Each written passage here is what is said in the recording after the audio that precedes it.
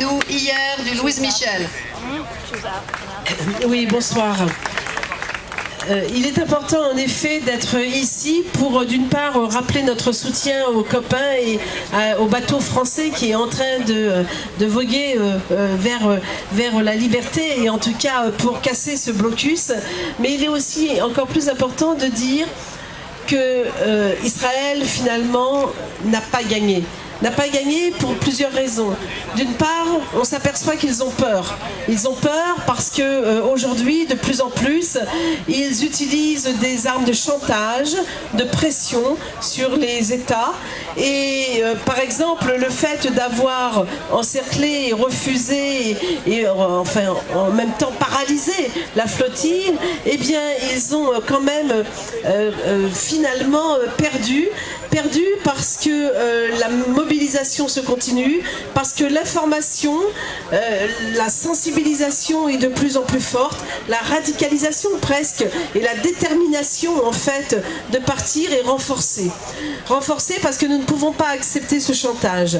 Ce chantage, Israël aujourd'hui et depuis plus de 60 ans vit l'impunité, bénéficie d'une impunité totale et a cru qu'il allait continuer encore pendant longtemps à nous dicter ses règles, à être au-dessus du droit, parce que jusqu'à aujourd'hui, il a violé le droit international et qu'il n'a jamais accepté aucune sanction et que parce que le silence des peuples et des États leur a aussi permis ça, eh bien, des citoyens ont décidé de braver et de dire non, ça suffit.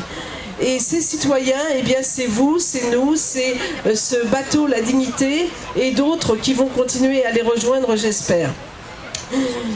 Je voudrais aussi rappeler qu'en tant que citoyens européens, eh bien, nous avons décidé de porter plainte également contre l'État grec. Parce que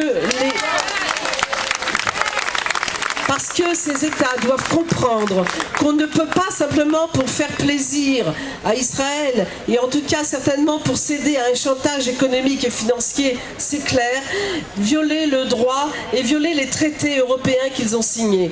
La Grèce fait partie de Schengen. Nous étions des Européens, nous étions à Athènes et bien sûr, nous avons été interdits de circuler, interdits de naviguer. C'est une violation du droit, en particulier des traités européens, et c'est une violation non seulement du droit international, mais aussi des droits fondamentaux. Et c'est la raison pour laquelle nous portons plainte, parce que nous voulons montrer à la Grèce que nous n'acceptons pas, que nous ne baisserons pas les bras. Enfin, et je crois qu'il est aussi important de le dire, tous les moyens sont bons. Que ce soit par mer, que ce soit par terre, que ce soit par air, il faut inlassablement continuer. Continuer parce que nous le savons, la diplomatie politique est en échec. Les politiques, et je le dis malgré le fait que je fasse partie aussi de ces responsables politiques, mais le pouvoir politique en tout cas est en échec, ils n'osent pas parler.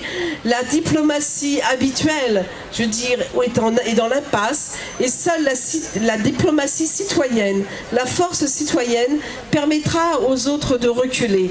Et donc c'est parce que nous allons nous aussi créer ce rapport de force et faire reculer cette colonisation, cette occupation qui permettra de rendre la justice au peuple palestinien.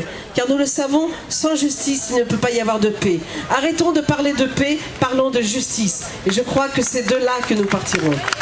Et puis, enfin, et pour conclure, je voudrais rappeler qu'il est important pour chacun de nous, là où on est, parce que c'est pierre après pierre que nous pourrons constituer des montagnes.